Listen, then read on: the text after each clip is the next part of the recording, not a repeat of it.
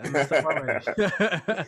Welcome to another episode of The Man, the Father, the Legend. I am your host, David Ford, and today we have a special guest. He was and is still very much the photographer on Temple's campus, the your favorite photographer's favorite photographer, most likely. The CEO and founder of Visual Media. Um, uh, Wonderful guy, wonderful husband, and I know that his most important role is definitely that of a father. Ladies and gentlemen, I present to some and reintroduce to others Isaiah Izzy Gaymon. How you doing? I'm good, brother. I'm good, brother. I appreciate you having me on. Yes, sir. Yes, sir. I'm looking forward to the conversation. Yeah. Thanks for being here. Now, is there anything about you that I left out that you wanted to make sure everybody know? I think you covered the basics. I'm a new dad, so I'll just add that in. My child is 4 months. She just turned 4 months yesterday, so I'm a girl dad out here in these streets. So I'm definitely on for a ride, but I'm up for the challenge. So it's been cool so far.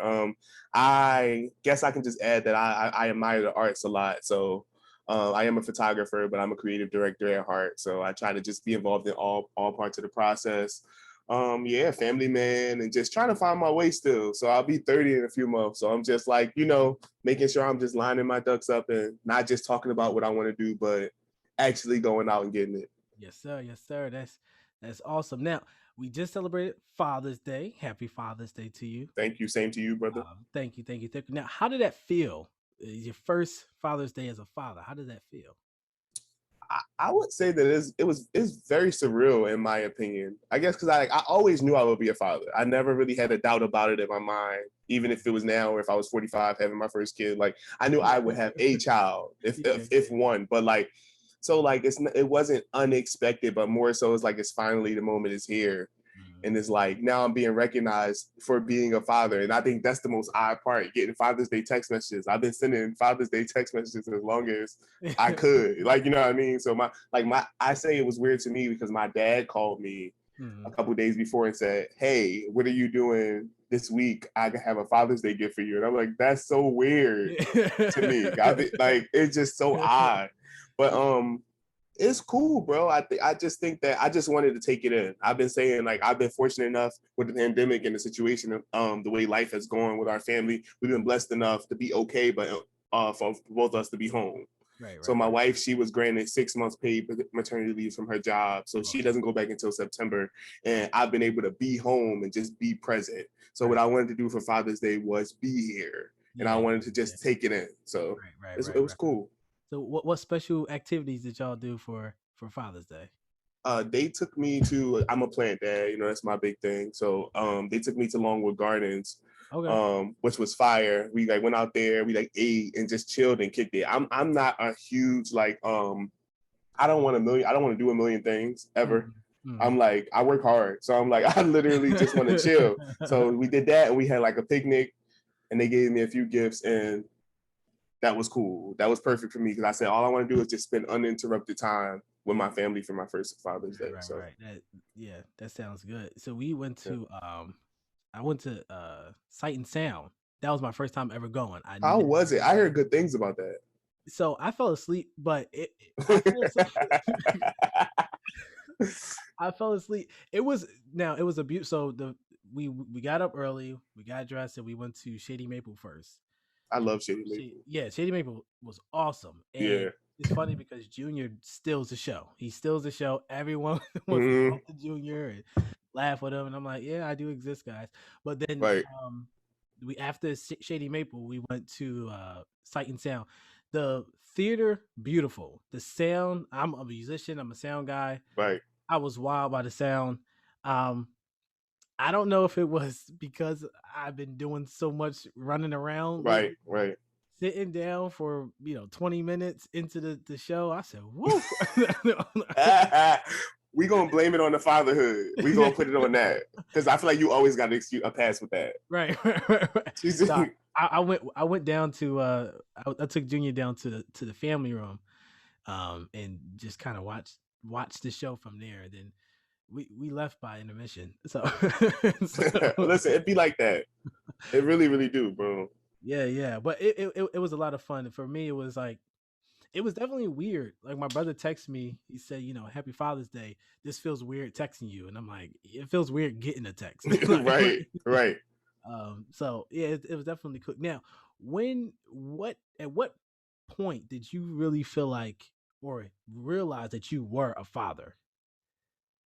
That's a good question, bro. I don't think I thought about that. I would say when we were driving home after the few days at the hospital, Mm-hmm. I was super emotional because I would think I was super emotional through the whole process because the labor was definitely like a lot and I know it sounds self. People say it was a lot for you. You're the man. You don't know if it was a lot. I'm like, no. I mean, emotionally, it's still a lot because like Yeah. you want your family to be okay, and Right. like Right. this is our first time doing this, and we were in a pandemic, so Right. it was like a lot of different precautions and things like that. So, for me, it was the moment when it was like time to pack my family up and go home Yeah. because I was like, okay, so she's not going back anywhere. Like I have god kids and things like that. So I'm like, okay, so she doesn't go, like she stays, like this is her house. So Yeah. I Yeah. think it was for me, I think the realization was like, we're going home and she will be at home with you for as long as she needs, like, you know what I mean, to be. So I think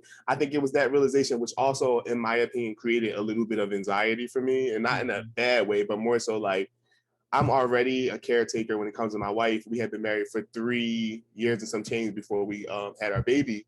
Right. So it was like now that I'm not just taking care of my wife. I'm taking care of my wife and my daughter. So Right. like it put an extra weight on my back. Not a weight that I didn't think I could carry, but like a weight that just was like, now you really, really got to be intentional with how you move because it's a child around. You know what Right, I mean? right. Yeah, yeah. Now, how have you been navigating or managing being a husband and being a father? Making the time, bro. Mhm. I think you have to be super, super intentional. Like even with like your wife, so like your wife is literally getting back to herself. She's literally trying to figure out who she is, like a new being. She gave life, which is like an amazing thing. If you Mhm. watch it, it's crazy. Um, so for me, it was to make sure we actually make the time. Yeah. It may not be intimate all the time. It may not be that kind of thing. It may not be sexual, but we need to spend some type of time. We do a date night, you know what I Mhm. mean? We do something, or the baby goes to sleep, we put her down, and we just spend some time just watching TV and just being around each other.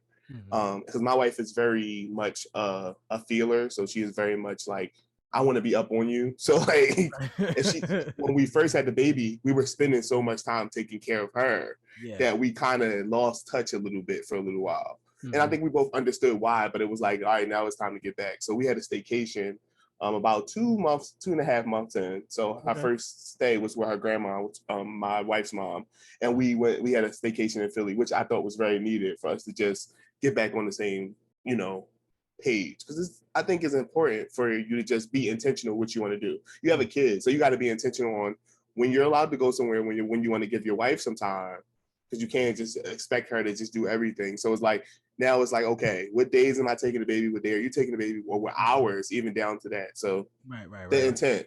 Right, right. Now walk me through the decision making on actually leaving your child at 2 months, even for a staycation, Mm-hmm. because that was one thing that my wife and we really kind of had differences and conflicting kind of opinions on. Right.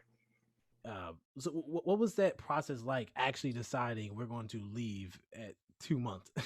Like for me, I'm never worried, Mhm. especially with my wife's mom. Like Mhm. with my mom-in-law, like it's just not a thing. Like it's just like they have this maternal instinct thing where it's just like anybody's kids is Right, right, safe with right. with them. Right. So like to me, I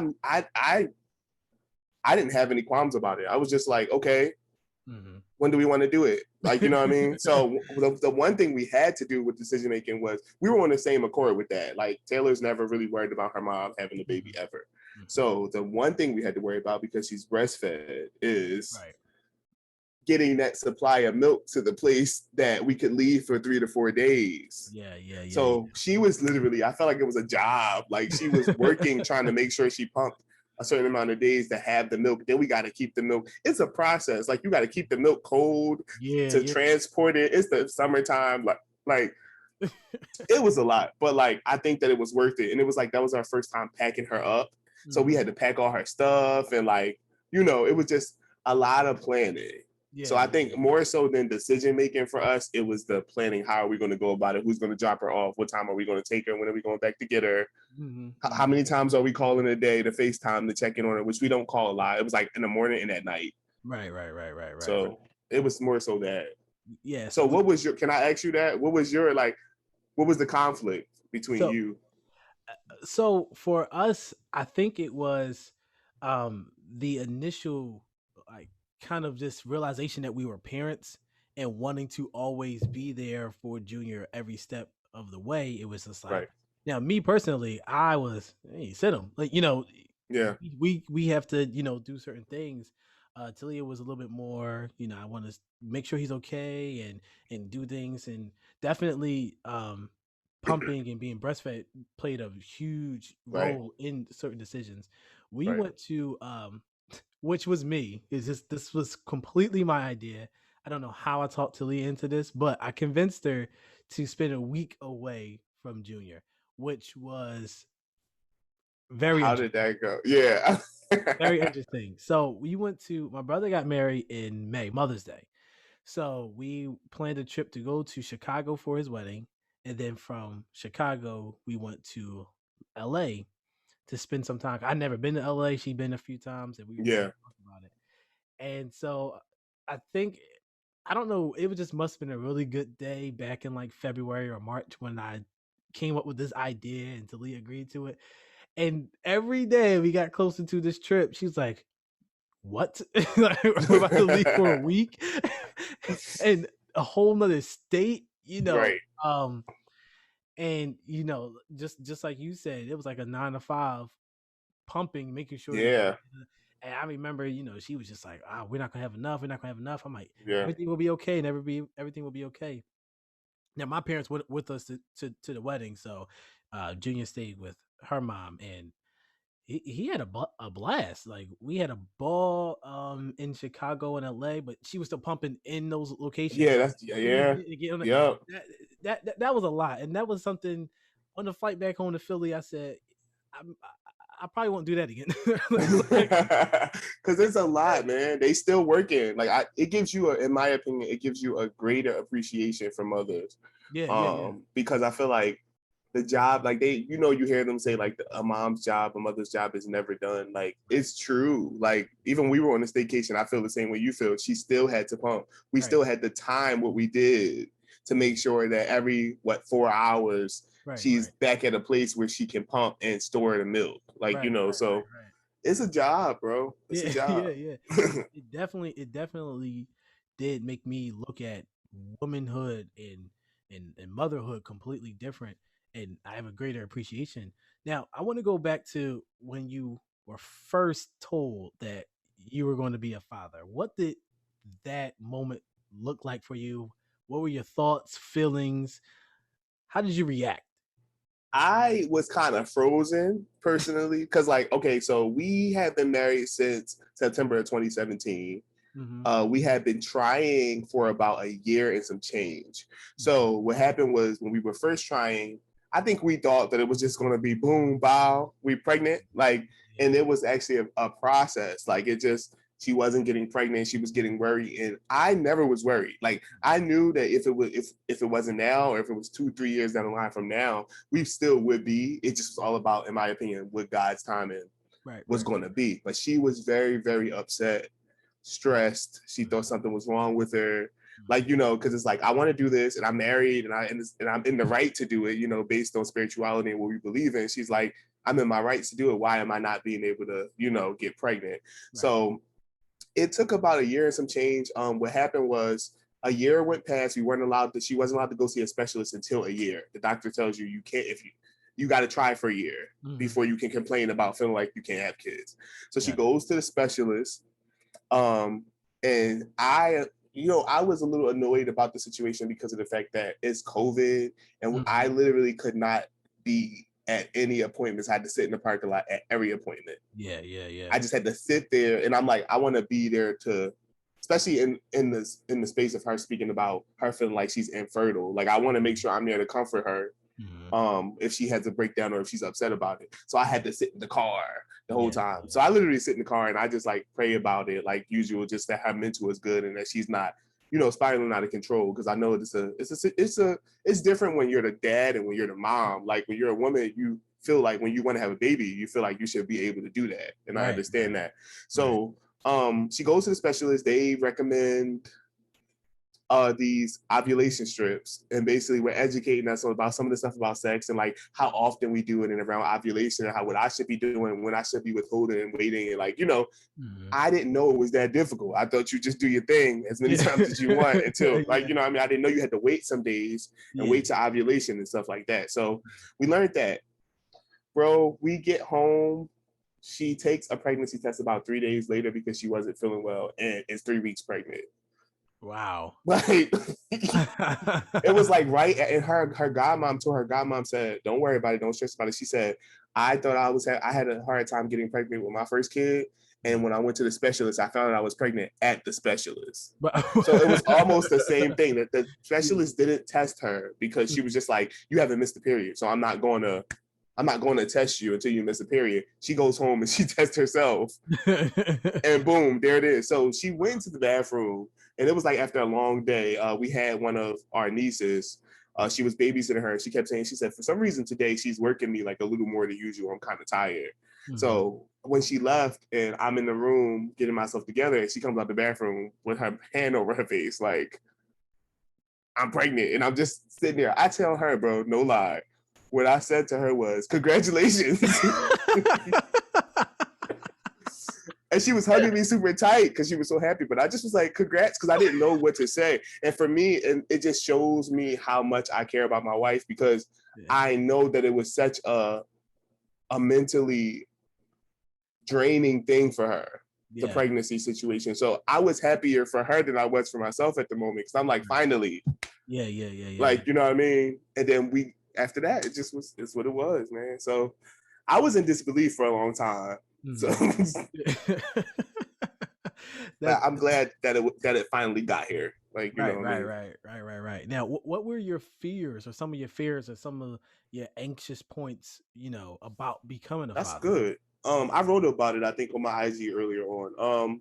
One of my main concerns was me feeling like I wouldn't be emotionally available for my child.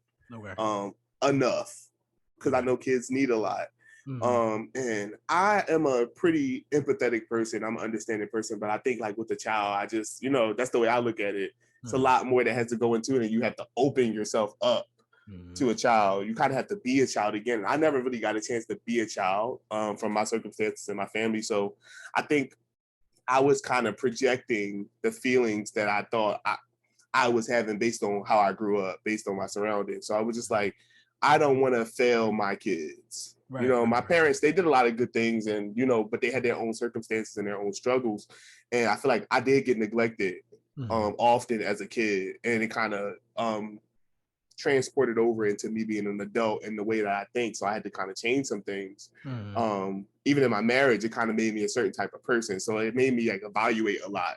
So I just didn't want my child to get here and like feel like I wasn't open enough. I feel like kids can feel that. Kids know what's genuine from babies. I feel like that. So my main concern was, how open are you going to be, especially with the little girl? Like, I'm the man, the only man she really knows right now. So I'm like, you have to be a strength, but also gentle at the same time.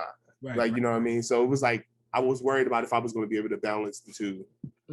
Now, was that easy to kind of communicate or talk to with your wife, or was that kind of an internal thing that you felt? Oh, no, it was easy for me to talk to, because I felt like at this point in my life, I had been married for a few years. So I had already been doing a lot of self-work, because, I didn't want to fail. Like, that was just my big thing in anything. So it was easy to talk about, because it was something that I felt like I needed assurance with. I felt like I needed people to help, instill in me some power. We all have those moments where we feel like I need my wife or my homies to kind of validate me. Like, you know what I mean? We don't always want to admit it, but like, I need to be validated, because right now I'm not feeling like I'm at my best. So my wife was just really, really good at just letting me know, like, you're going to be great. Like, Yeah, yeah. everybody was just like, you're going to do a great job. Like, don't worry about that kind of. And it was assuring. It was good to hear somebody have faith in you in that way. Yeah, I similar experience. When I found out, I was like, I called my friend who he's a couple years older than I. He has two kids, and I said, "Yo, I don't know what to do." I Right. I just straight up told you, I don't know what I'm doing. I don't know what to do. You need to say something. Right. and Right. one of the things that I was fortunate, to have was one person. Now I have my dad's super active and I could call him about anything, but somebody else was able to say, "Yo, Dave, you good? You gonna be Yeah. good. You gonna get Yeah. through it. Like how? Don't worry, I've been there. I've overcome that already. You're going to be good." So for you, who was that person that kind of reassured, or the group of people who kind of reassured you that you got it, you're gonna be good? Yeah, I think my wife, of course, because that's what we talked all the time about. Like, it's just good to communicate those kind of things. So we both Right. talked about our worries and our, things and stuff like that. Mhm. But also friends, like my close friends who know me, who I've talked to about it, like they've been really good at just affirming me. They like, yo, is like you've been this person for us Right. Right. for a long time. They're like, I don't have any doubt that it's not going to be a step in for you. Like it's going to be easy, easy step. So it was just to me, it wasn't more about the advice that they gave, but more about the way they said it and the way they spoke that kind of allowed it to resonate. And I felt it like, okay, all right. And I know that my friends, my close relationships, I consider them very personal. So I consider them to be honest because I know that even if I'm not on the right track, they'll tell me. Right. Right. So Right. if Right. they're validating me and they're giving me compliments, then I know it's not fluff. I know that it's the real thing. So that was just assurance for me to just ease those anxieties. Okay. Okay. Um, yeah. So being a father, going through this experience, at the base level, it's difficult. It's challenging. You have your high moments, your low moments, and everything. Mm-hmm. But now for you and I, we have an extra layer, which was the pandemic and Right. all Right. the craziness that surrounds it. How have you been navigating being a husband and a father and a professional in the midst of this pandemic? Um, I would say that the best way I've been navigating is just organization and planning. Like I know it sounds so cliche and so like it's Yeah. easier said than done. Like I get that. But like I think that for me it was like you said, going back to the intent. Like for me it was okay, we got all these things up against us. Like my wife was pregnant. Like we made the baby, if we look back and trace back time, because she was exactly 40 weeks, she came on her due date. Okay. So we made the baby around the time that the George Floyd protest was going on. Okay. So like I'm thinking about all those things and like her mental state at that time and like how the baby is always has been and will be a product of love. But I think that at that time we held on to each other a little more because all we had was each other. Like Right. literally, we couldn't really be with our families. We talked to people and FaceTimed every day, but we spent when I tell you we went on lockdown, we went on lockdown. Yeah. And then once I found out that she was pregnant, it was just really locked down. Like, Yeah. okay. Yeah. So like I had started working out outside by myself. I wasn't going to the gym anymore. And Mhm. like what I did was I used my daily routine while she was pregnant to kind of prep me to be organized when I became a father. Got it. So I penciled in my gym time Got like it. by the minute. Like, you know what I mean? I penciled in my appointments. The clients that I did take during the pandemic that I was playing it safe, I was only doing like socially distant shoots for a while and like wearing my mask and stuff. I was pinning everything out Yeah. just so I could be on point. Then I still have to be a husband and I still have to be supportive in the support system. And your wife is going through hormonal changes. And like, Yeah. Yeah. so Yeah. I Yeah. was not really thinking about myself, but more so, how can I be the best support system I can be? Right. So it kind of helped mold me into the transition to bringing her home was kind of easy because it was just like, we've been doing this already. Like, Yeah. you know Yeah. what I mean? Yeah. It's just an extra half a person. She's so small. So I'm like, you know Yeah. what I mean? It's not much to bring her in and then to still be intentional and just Mhm. integrate her in. Like I don't know if you saw it, but one of my strategies is through my social media account because Mhm. what I try to do as I got older and I started to become more awake and I started to open up more and realize who I was and be more honest about myself. Mhm. Um, I started sharing it on social media because it was a pandemic Right. and I didn't have any other way to really reach people. And that was different for me because I like people, I like social contact, and I like personal connections. So I Mm-hmm. had to alter that. But what I did was, even when she got here, I already had the intent to integrate her into what I promote. Got it. Because it, to me, it goes, my social media life and what people see on social media is really me. Right. Like like the way I operate on there, that's really what I do. So I try to keep it the same way. I don't have a close friends account. I don't have that kind of stuff because I'm like, what you see is what you get. Got it. So I kept that mentality, and I'm like, the same way you integrate her in your social media, you keep it just like that on the regular basis in person. So it made just the transition easier that way. Wow, that's interesting. Now I remember when, I guess I don't know at what point when you found out that it was actually on social media. 'Cause I did see it on social media, and I was like, "Oh, that's." First of all, I was to say, you guys' pregnancy journey was like all of our pregnancy journey. I felt like I looked at, I was like, "Babe, we're pregnant again," because because that, they're pregnant like well, that. we watched y'all too. We felt the same way. It was dope. So that's also I think I didn't post much. Now I got off of Instagram a little bit because I felt like I wasn't spending enough time with my family. Okay. So I tried to limit as many distractions. Now I'm starting to slowly get back on social media. Mm-hmm. But I completely deleted my Instagram because I'm like I'm on it too much, like Yeah. watching videos, sports clips that I've watched Yeah. 50 times already. But Yeah. um, I think the only post I really made like intentionally was when he was first born Uh, because I was so appreciative and so in awe of the process of giving birth. I thought that was yeah. super cool. Now, do you remember like obviously you do, but talk to us about that process in like the journey. We were in labor for about 18 hours. Mm. Um. A beast. Okay. Okay. 18. I'm gonna say for us, you might have to add a solid. Are we talking about just active labor, or are we talking about like the whole labor process? Active labor about 18 hours. Okay.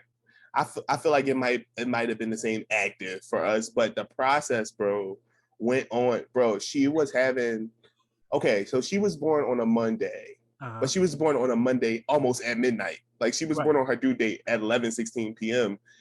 Tay was having contractions starting Saturday, Oh, okay. Friday or Saturday. So we went through like a whirlwind of like emotions. Like we was timing them. We had to add, first they were like every so often, but she would fill them. And I'm like, I kept thinking the whole time she was coming early. You couldn't tell me she wasn't coming early. Like I Right, just right, felt right. that way, but I was wrong. But she's having those contractions. We're timing them.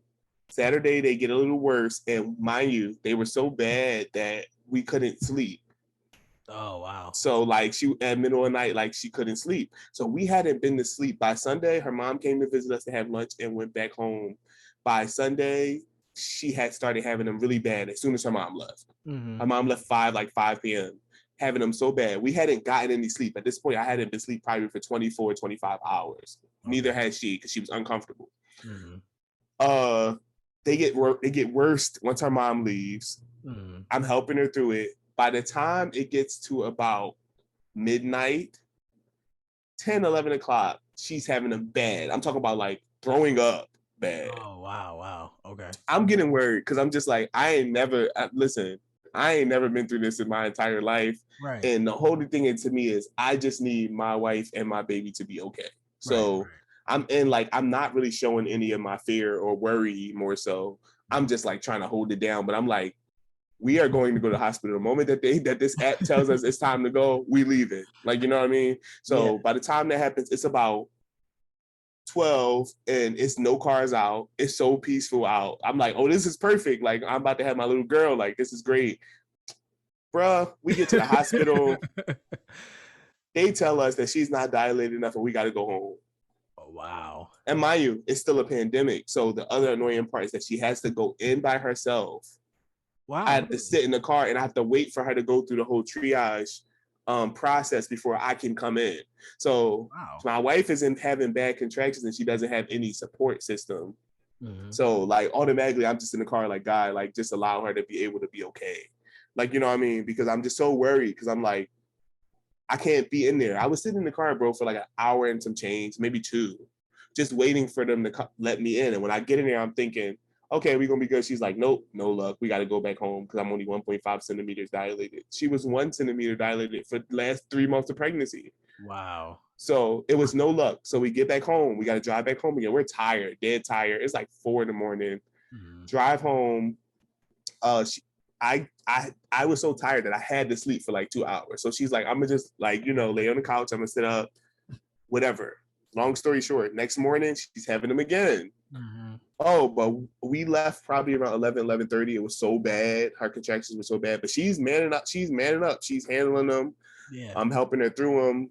We get out the door, bro. I have a peanut ball, a duffel bag, all of these things on me, and I got her on my arm, and it's snowing outside. Wow. I'm like, Okay.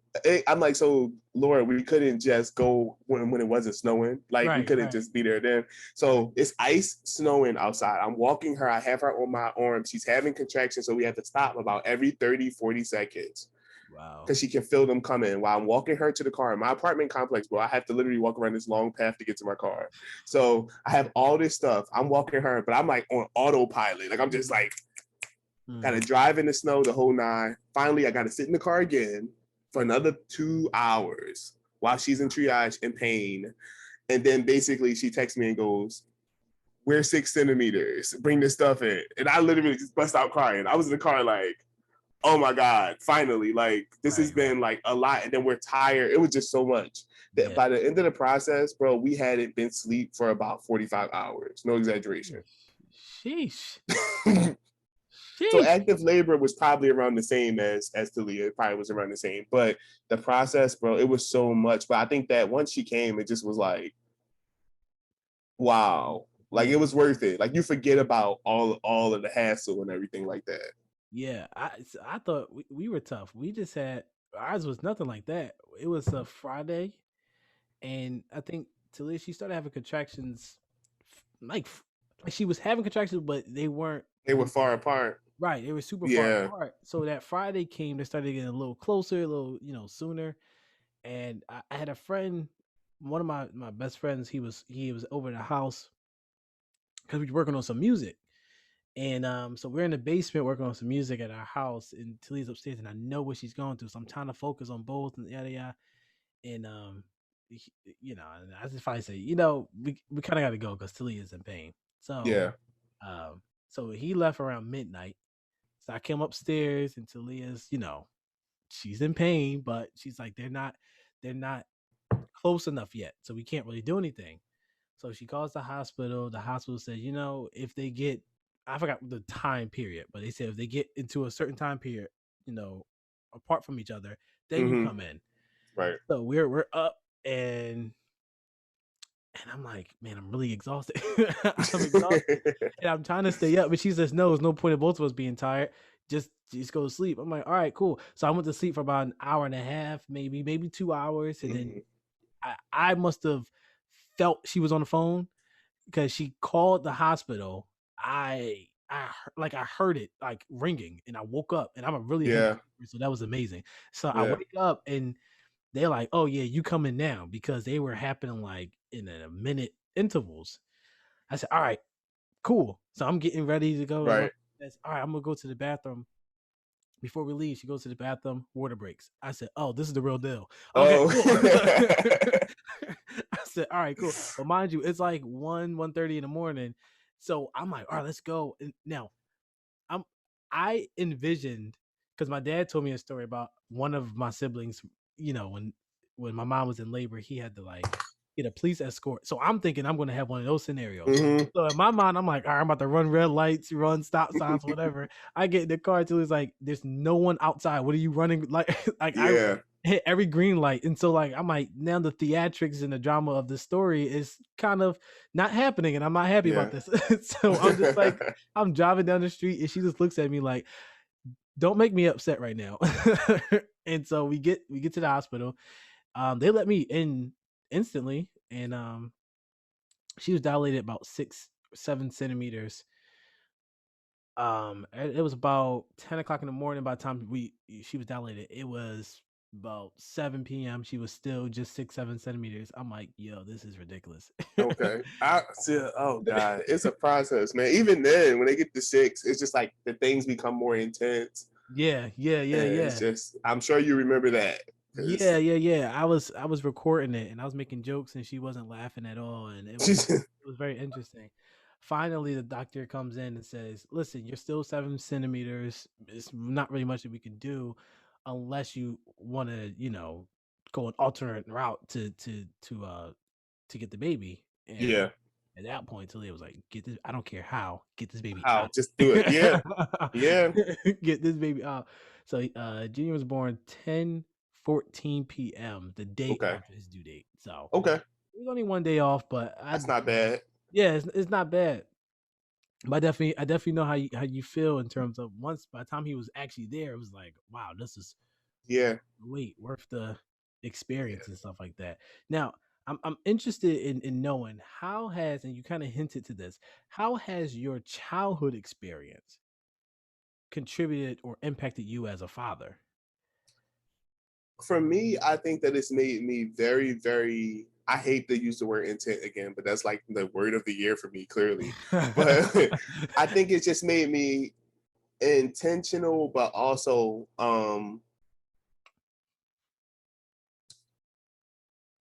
I would say in short, it just made me keep it makes me keep my eyes open Hmm. because I just remember being young and growing up and not really having much supervision and like things happening to me that should not have happened to me when I was a kid because I didn't have necessarily the support I should have had or like people paying more attention to me as a kid. I kind of fend for myself a lot. Right. So what I do is I like to make sure that I'm here for my kid, even with her being so little. When she wakes up in the morning, Hmm. I'm right there. Hmm. Like, you know what I mean? When she needs me to be there, I'm there because my child, for me, she's 4 months. It took her a while to get used to me. One, she's breastfed, so like she really didn't want anything to do with me. Right, right. And I think I'm a big guy. I have a deeper voice. I think that it just was a lot. She's very sensitive, like very, Mhm. very, very sensitive. So she already was a little weary about me. So it took some time until I had to communicate with her mom, and she just sees it. Like, okay, it's safe. He's safe. It's okay. So what I do is I just try my best to be there, just be around. Mhm.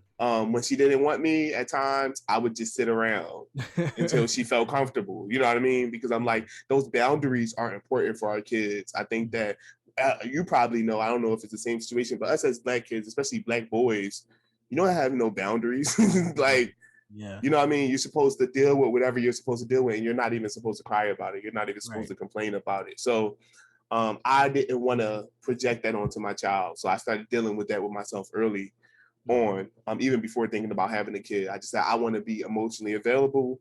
I want to be there and I want to be empathetic enough to understand her. So what I've been doing is I've been making sure that because she's a baby, so we don't always understand each other. You know, they Mhm. cry. That's their means of communication. So I've been really, really just paying attention to what her cries sound like, Mhm. what this means, what that means, how is she feeling? Is she sleepy? Is she changed? Like just to be, just to show her that I'm interested Mhm. in her. Like, you know Right. what I mean? Right. Right. Now you talked about your daughter pretty much having to get used to you. Yeah. Now I experienced that too. How? Because for me, sometimes because Junior's breastfed and he's with mom more often, it sometimes Right. feel like what am I doing wrong? Sometimes that emotional toll of why is he not embracing me like he embraces mom? It Right. kind of weighs down on me sometimes. How have you been able to kind of deal with that? For me, I think it would have took a toll on me if I wasn't prepared for it. I will tell you that. So it Okay. didn't take necessarily an emotional toll on me, but more so I would be a little frustrated because I would be like, girl, like I'm your daddy. I'm not trying to like, you know what I mean? Like I'm Yeah. not trying to hurt you, but like she Right. don't get that yet. So Right. Right. Right. Right. for me, it's me checking myself. If I had when she first was little, when she was really having a hard time, I would step away for a while. Hmm. I go to the gym, I go for a Hmm. run, I go for a walk, just to kind of recharge and give us both some time. She won't be so overwhelmed. I get back and try again. I thought that was a good approach. Like I think that's enough. Like that's the same thing as helping somebody reinforce their boundaries. Like, okay, she's nervous around me. Get away from her for a little while. Let her spend time with her mom. Yeah. Feel how you want to feel about it, but come back and try again. Right. Because I feel like the hard times don't always last. Hard things don't last forever, ever. So like, I think that it's more so it's a time span and it'll pass. Mm-hmm. So I just kept reminding myself of that. Like, okay, it's a time span and it'll pass. But what I also started doing was, even though I'm reinforcing and trying to understand her boundaries, I'm also realizing that I'm her parent. Mm-hmm. So sometimes I have to take the extra lead and just get her. Right. Because it makes you feel like I don't want to hear her crying. Mm-hmm. So I don't want her. Mm-hmm. Like, you know what I mean? Like, you keep her, but then mom is tired. So it Right. was one of them things where it was like, you got to get her today. Just get her, take her to Marshall's with you. Right. Like, you know what I'm saying? And I used to, what I did was I baby carried her when she was younger a lot. Okay. We would be out because it would seem to be the only thing that really, really kept her calm when she was with me. Mm-hmm. That was before her stroller. So it was just like, that was a good bonding moment because I know it was just her getting used to me, getting used to my smell, my scent, me being around and feeling comfortable. So the baby and carrying helped a lot. But I think that those reinforcements and that patience, like learning to just go, it's going to pass. Right. Just don't disappear, because if you disappear, it's going to become a longer process. She's not going to know you. Because I remember growing up with my father and my father having his own issues and things like that. And my father was present, but not present at the same time. Mm-hmm. Like, he was never emotionally present. He just was there. Mm-hmm. You know what I mean? So, and I said, I don't want to do that. I want her to know that I'm interested. Mm-hmm. How did that relationship between your dad fuel how you are with your daughter, Dave? Do you like have conversations with him about certain things that you wish that you were getting when you were younger, or are you just kind of just remembering the things that you experienced? Yeah, we talked about it. And I think that my dad so my dad and my stepmom, they divorced after 10 years of marriage. And I was getting married Mm-hmm. around the time they were having their issues. Right. So when my dad started, they got back together, they tried to work it out, and they actually still went through with the divorce. My dad was having a hard time with his life in general. Mm-hmm. So this was the first time that my dad actually called me crying. And I was like, wait a minute, hold on. Like, yeah. I'm not prepared. Like, you get what I mean? But it just Yeah. showed you how things come full circle. Mm-hmm. And me and my dad talked about a lot of misunderstandings and a lot of things, and I understand them a lot more. Right. But also one thing that helped with me and my dad was my dad is one of the people who, he has a hard time taking critique, but one thing that he doesn't lack in is when he's ready is taking ownership for the mistakes that he made in life. So a lot of times he's talked to me about those things that kind of reinforce what I should be doing, Mm-hmm. as a husband and a family man. He was like, even though I might have failed in this area and I may have done this, like, I mean, you're capable of doing this. So it feels good to know that even though somebody's marriage didn't work out, that they're still rooting for you Right.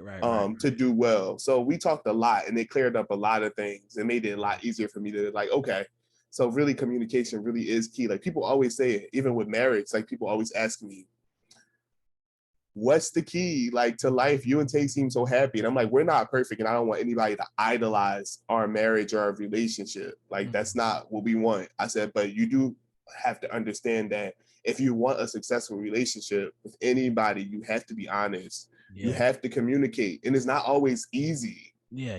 But like, you have to talk, because our understanding, because we spend so much time practicing on doing that, it's like clockwork. Even with the baby, it's just like, we know what each other need, but that comes with learning somebody. So I think that, in short, those mistakes that my dad made, the things that he went through, it kind of made me not to resent him. It taught me not to resent him, because I was like, everybody is human, you know what I mean? And you don't know you really don't know what demons people face, because a lot of times we go, well, this person did this to me, so I feel this way, but we don't often try to visit why they did it. Like, you know what I mean? Because a lot of times people do have good intent. They just be so messed up from their past and from their life and the things that they've seen. So my dad has helped me understand how to empathize more with people, even when I have conflict with people. I think that's my biggest lesson from my dad. Is like, he doesn't even probably even know that, but like, when you have conflict with people and people mistreat you, still empathize. Right, right, right, You right, get what right. I mean? Still Yeah, try to understand that if they're lashing out on you, 99.9999% of the time, it has nothing to do with you. right, You right. get what I mean? Yeah. And I want to bring that over to my kid. Like I really want her to know that like when people mistreat you because you'll be different, you're a Mm, believer in Christ, you're going to be different, mm, especially in this day and time. Like you know what I mean? There are going to be right. people who Yeah, point you out, try to yeah. make you look like you don't have it going on or whatever. But like that's not you, Right, because right, right, I right. grew up dealing like, well, what did I do to make this person do this? That's not the case all Yeah, the time. yeah, yeah, yeah. You So know. how has your daughter kind of brought you and your wife closer or made, the impact that your daughter have has had on other relationships in your lives in your life? hmm Um, I would say that I think that babies always bring families together. Like no matter what, people always want to see the baby and meet the baby, and like Yeah. that's cool in itself. For me and my wife, I feel like it just brought us closer because we know that now we are no longer just accountable to each other. Yeah. Like you know what I mean? Like we have a whole human being to raise. Yeah, So yeah. our communication gets better because what I refuse to do, and I'm not really a big like, oh, I'm running my house with an iron fist, blah blah blah. It's going to be this way. I'm a big compromiser. I'm big at understanding. So one thing I said I wasn't going to do is raise her differently than her mother in the same house. Mhm. I've seen that happen. It does not work out. You just get a child who just does two different things. Like it's not Right. like Right, right, right. so. We are big on communicating what we want for her and how we want her life to go. Like, you know what I mean? And how we want to contribute to her growth Yeah. as a person, whether that's financially, whether that's career wise, whether that's her interests growing up and like grooming her into finding out what she's passionate about. Mhm. We're big on communicating that. So I just think it makes that communication better because it's like, okay, what if Leah wants to do this? And what if she wants to do this? What are we going to do? Like, you know what I Right, mean? right, Just right, right. hypotheticals, also just being open. With my family, I think she just makes everybody a little more joyous. Like, you know what I mean? It's just Yeah. a good example. Like, it's our first kid, and we're like everybody's favorites in our family, like her side, my side. So, like, Yeah. they love us. So, I think that seeing that product of love come from two people that are very loved, it just puts it all on her. Mhm. So, Mhm. it's That's cool. It's cool to watch. now I know everyone is wants to hug her, hold her, kiss her, and everything, but we were still in the pandemic and still are in the pandemic. How have you guys been with actually allowing people to hold your daughter? Like, what was did you have like one general rule, or if it was just kind of case by case? It's case by case, but it took a while. So for a while Mhm. she didn't meet anybody, like for a long time. And because the doctor told us that she wouldn't have a developed immune system to about 2 months. Mhm. So when he said that, I was just like, okay. So everybody, y'all just won't be meeting her for a while. We'll be FaceTiming y'all. I'll send you pictures. That just is what it is. Cause I'm like, I don't know how I'm going to respond if somebody comes around my kid and my kid doesn't make it because she got Yeah. COVID from somebody and her immune system wasn't ready. So no, like Mhm. I don't even want to think about the hypothetical in that situation. So for a while it was lockdown. It was on Mhm. lockdown, and then we slowly are integrating people into our lives. Back once the vaccinations happen and everything like that. So Right, right, right, right. she's met still a small amount of people, but Okay. she met her grandparents, and she's still getting around to meeting some of her grandparents. She has a lot of grandparents. She's met a few of our friends, Mhm. um, and just a few of our family members. Not too many people. Not too many people has held her. I Got can it. Got count on like two hands. But it. Really? I think that it's coming. It's coming to it's starting to be more open now. So we're cool with it now. We're feeling a little bit better, but it's just still that caution. Like Yeah. if you're a person who just be everywhere, I'm just like I'm gonna have to get at you later, my guy. Like I'm like Right, right, right. just for safety reasons, I don't want to even open up that can of worms. So Right, right, right, right. That's definitely a thing. We what were about you guys? we were very much no one touch him. No Yep. one Yep. come near him. Don't come over. I think for us it was a lot of people that we were connected to were still kind of going out and about and not really taking the pandemic serious. yeah. So, one group of friends were very serious about the pandemic and didn't go anywhere. The other group was kind of going everywhere. And it was like, all right, you guys stay there since you want to keep going out. You guys stay where you are, Right. and since they are not going out, they it's kind of free range for them. Yeah. It's difficult because sometimes it felt lopsided, and which kind of put me in a weird position because it was like, all right, like how do you navigate it? But Yeah. somebody told me you do what's best for your son, and Yeah. don't really what's best for your wife and for your son. Don't Yeah. worry about anyone else's feelings. I don't care if it's a parent, grandparent. You have to do what's best for your wife and your son, and that's Yes, what sir. I just kind of feel me. It just is what it is. Yeah, yeah, yeah. And if you don't like it, you just have to deal with that as right now because like you, I don't know how it would feel if something happened to Junior, especially if Right. you could have prevented it. Um, Right. Right. that would devastate me. Right. So, what is something that you wish that you would have known before going into fatherhood? Bruh, I wish I would have known about the growth spurts. I did not know that was a thing, Yeah. bro. I did not know that she just got over one. She just got over one, bro. This was the worst one of the bunch. Like, she's a pretty, the good thing about us is, the good thing about her as a baby is that I kind of was expecting to already put in the work and lose sleep and all this stuff. She's a sleeper. Got it. Got it. So we were blessed enough to have a kid who sleeps at night for the most part. Mm-hmm. She's now just starting to get up a little earlier than usual, but like for the most part, after we learned the game after the first week was just all over the place. Like we Oh trying to learn it, yeah. we buying, spending money on everything, bro. DACA tots, um, for mom swings. Talia was sending me all kinds of things. Talia put me onto the YouTube sounds, Yes. which changed her life. Yes. But after the first week, bro, she was out like a light. Once we had got the swaddling down, we didn't know that swaddling was one of them things that was kind of mandatory. Mm-hmm. So we thought, I was like, she don't like it, so I'm just not going to do it. First week, no sleep. So Mm-hmm. we were fortunate enough to have a kid who sleeps. So that was good. The growth spurts, I was not ready for. I didn't know nothing about cluster feeding. I did not know. So when she was irritable like that, I'm just like, oh God, like there's nothing we can do. Like you just like it felt like that sometimes. It's like the fussiness and the evening fussiness. I didn't know those were things. So Yeah. I thought, she turns one. I mean, not she turns one. She turns a month. We celebrate 3 months. We celebrate 6. We celebrate 9. We celebrate 12. She's 1 year old. She's a big girl. She's eating solid food. Yeah. We good.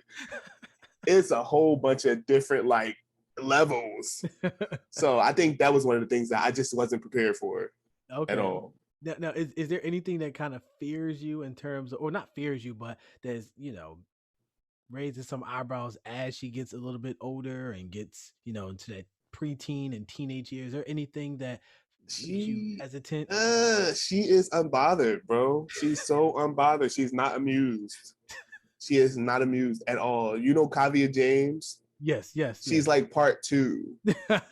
Like she does, bro. She don't be amused. You gotta work hard to get her to like laugh at you. But like, I think that I see it changing now that she's getting a little older. Like with me, I think she might be turning into a daddy's girl. But they all said, my family said, give her a few months Yeah. and she'll be all over you. So I can kind of see it changing now. Her smiles when I come in the room and like things like that.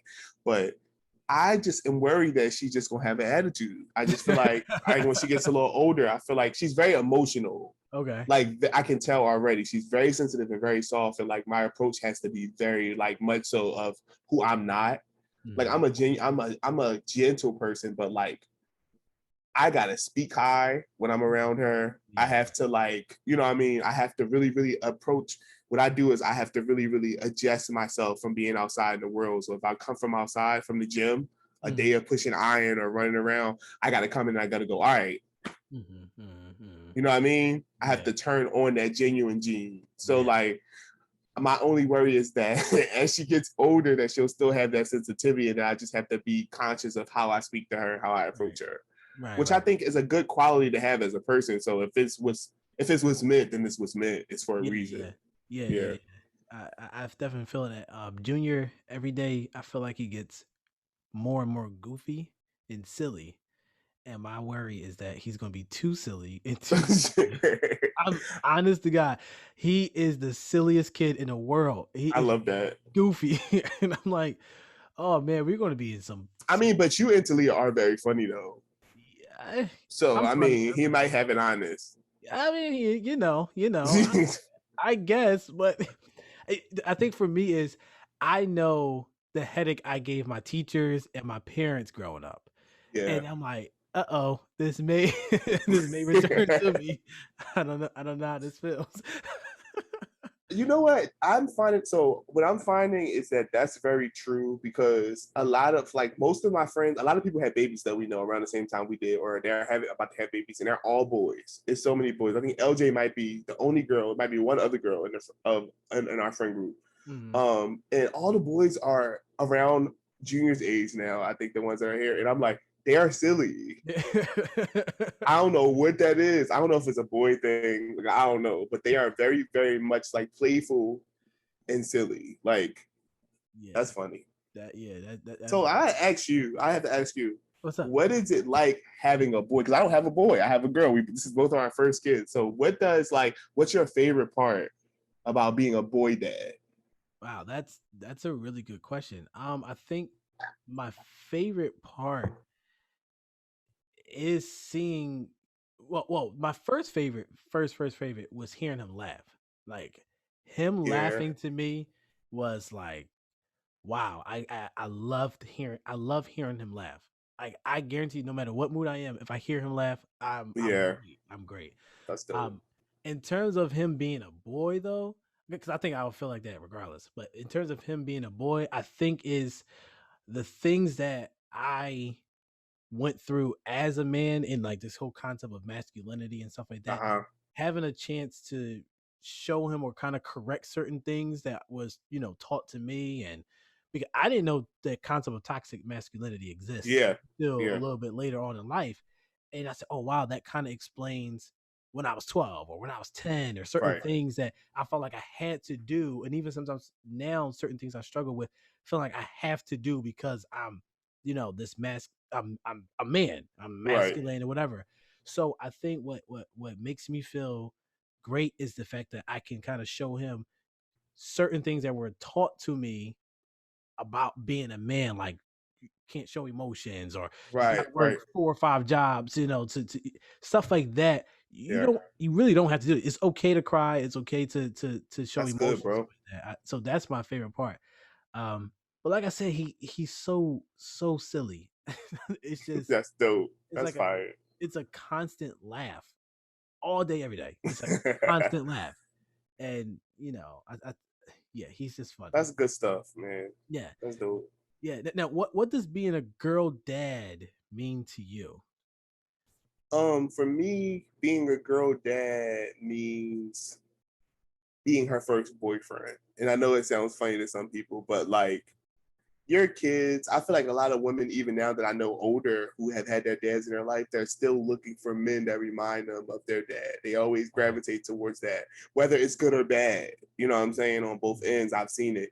So I think for me, being a girl dad is exemplifying what I think she should look for in men generally, in the sense of like how they should treat you. Mhm. Um, Make sure you have a voice. Make Mhm. sure you don't need them for anything. Right, right, If right, you right, want a man when you get older, you can want a man. If you want a man around, that's fine, but you don't need him. right, You right, know what right. I mean? I just want her to be independent enough to know that she's more than capable to do Mhm. everything she needs to do here, that she doesn't need anybody. That's the independent complex that people hate. Some men hate that about women, but we know why, because they want to abuse them. Yeah, Let's be yeah, frank. But right. my woman is a strong woman, and her father has been in her life, and she has that mentality, and I love it. I think I Mhm. love it because she doesn't treat me like she doesn't need me, but Mhm. I know she does it. Right, right, Like, right. you know what I mean? And I feel good about that because if something was to happen to me, I need her to hold it down. We got a Yeah, kid, you know what I yeah, mean? yeah. So I want her, I just like to instill things in her. So when I say be her first boyfriend, like I can't wait until I don't want her to get older because I think she's just so adorable and just so small and beautiful. I just like want to look at her all day and play with her. But Mhm. I do want her to get older because I kind of want to start communicating with her with Mhm. words and like Mhm. taking her on dates and like Yeah. I'm looking forward to daddy and daughter days being a regular thing and like her just instead of me just telling her this is what should be looking for, I want her to be 10 and then be looking like my dad takes me to blah blah blah Right. Right, all right, the time. Like it's just something that she knows by doing, because action is more important than words. And right, I'm trying to really, really, really just instill that early so right, that right, she's right, not feeling let down by people. And if people can't give her what she needs, then she don't have to be around. You know right, what right, I mean? right, right. That's love. That's love. That's love. Yeah. That's awesome. Well, I only have one last question for you, and this is a question I ask all the fathers that are on the podcast: is what advice would you give to any young man who's soon entering this fatherhood lifestyle? What advice would you give to them? Get some help. And I know I don't want to sound like a jerk when I say that, but like seriously, make sure you see somebody about yourself. Make sure you see somebody about your past. Even if Mm-hmm. you don't feel like you have trauma, go see somebody, go talk to somebody. If it's a friend, whatever, start laying out your childhood. Right. Start thinking about the things you've been through, some of the mistakes you made, because a lot of times when we let stuff sweep under the rug, a lot of things are generational curses, and Right. Right. Right. Right. a lot of it goes untalked about, especially in Right. Black families. Mhm. Molestation, a lot of things like and more. Like we don't talk about. It happens, and you're not supposed to mention it at all. But you might still spend the time around the person who was molesting you all your life, Right. Right. and Right. they Right. still at the cookout, and you Right. still ain't allowed to talk about it. Like Right. you know what I mean, Right. and not even things deep like that, but smaller things. It's just miscommunications with families. So I think that it's very important for you as a man, specifically a Black man, um, to get some healing and some trauma. Even if you already found out your girl is pregnant, you got weeks. You Mm-hmm. got weeks to go and Mm-hmm. start doing some healing, to start working out the process, because I'm telling you, it will come back Yeah. in your children. Yeah. Yeah. You know what I mean? A lot of those things you feel, those insecurities, a lot of the times come back Mm-hmm. through your kids. So it's like, I would say go get help. And more importantly, be patient with yourself, be kind to yourself. You're going to make mistakes. Mm-hmm. There's going to be things you don't do right at first. But I think it's more so the kids don't ever remember that. They don't remember any of that. We're hard on ourselves like for no reason. Like these kids are not going to remember that. All they're going to remember is the time spent in the love, Yeah. Yeah. Yeah. Yeah. and not the money. If you don't have it, it does not matter. I'm telling you. Like you know what I mean. A lot of people get so caught up. I want to have six figures in my bank account. Blah blah. By the time I have a kid, and like that doesn't happen for a lot of people. So it's like, what can you offer with who you are as a Mm-hmm. person? And I kind of correlate it into our relationship with Christ. Like I go, when you come to God, you're allowed to come to God as yourself, Right. not being anybody else. That's the way God wants you to come, with a pure heart, with an open heart, because Mm-hmm. that's the way our kids come to us. Right. You know what I mean? And Yeah. I think it's very, very important for us to have that same heart. So like I try a lot to communicate with her now, because I'm like, when she sees me, her eyes light up and she Mm-hmm. get excited. And when she gets a little older and she's gonna have bad days, they're gonna feel like the end of the world to her, because she's a kid. She doesn't Right. know that it's not the end of the world. So I have to help her through it. Instead of telling her it's not that deep, like you know what I mean, and just trying to get her to be quiet, I have to help her through it. I have to help Right. her through her problems. So I'm like, in order for us to do that, we have to soften ourselves up. We got to be nice to ourselves, because as men, we don't do that. Right. Right. we, Right. we, Right. we keep all our demons buried down inside, and we expect to be sentimental creatures with our wives and with our kids, and you wonder why you're having a hard time being.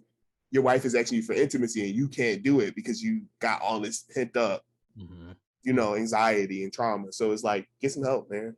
Yes, sir. Yes, Get sir. some help. That is perfect advice, and I'm gonna use that for myself. I've been talking. Man, do it. I'm telling you, it hurts sometimes. I'm gonna warn you in advance. It's not always fun, but from a person who had started doing it when I first got married, because I started kind of seeing a lot of my patterns. Kind of, I feel like you get tested when you get married. I just feel like you just do, because it's, you know what I mean. I Yeah. feel like the negative forces on this earth don't want that to happen. That's a very divine thing. So, Yeah. um, you're gonna get tested, Mm-hmm. and a lot of times we lash out at the people that we know care about us, Right. because we know they're not going to leave. Right. Right. You know what I mean? Mm-hmm. So it's like, go do it. Start facing it. And the first thing I would say to you, that helped me a lot with my process with healing from my traumas and the decisions that I made because of them, um, is acceptance.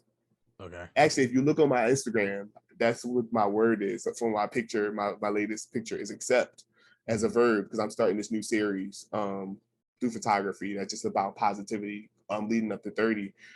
Acceptance was everything to me. And I'm talking about, like, sit there and look at yourself in the mirror Right. and You know what I mean? Yeah. And purge yourself, like really accept the things that happen to you, the parts of you that you bury deep down inside yourself that you don't want anybody to know about, or the Mm. experiences that happen to you. You have to let them go, because whatever enters your body, where energy, whatever enters has to leave.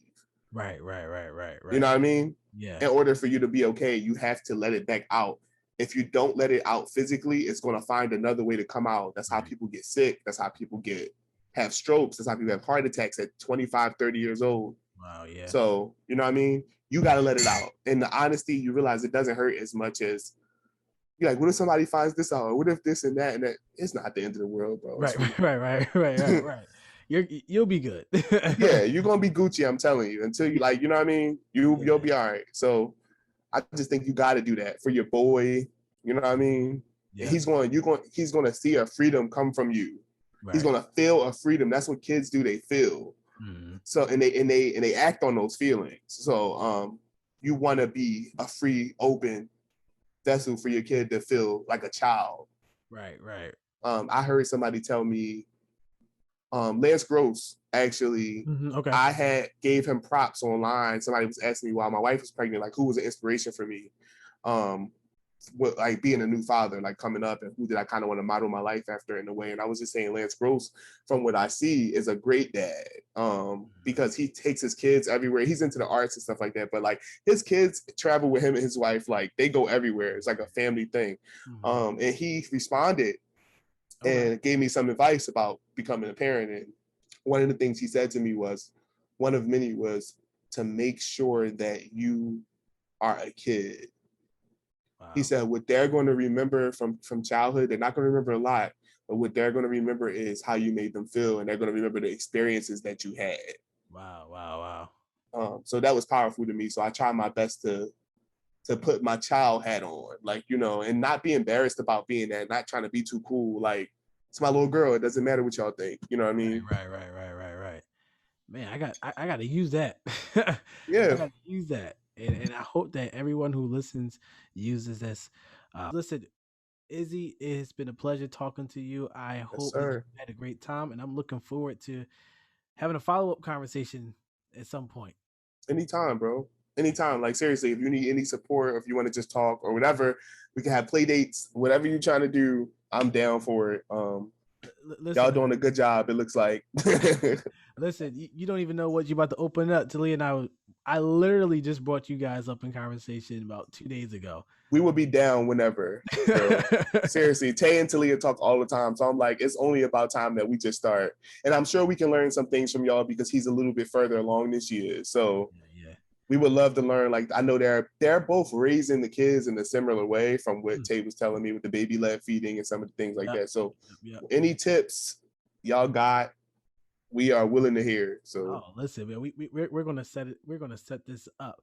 Listen, I appreciate it, and I hope everyone enjoyed this conversation. Once again, this is the man, the father, the legend. We're signing off now.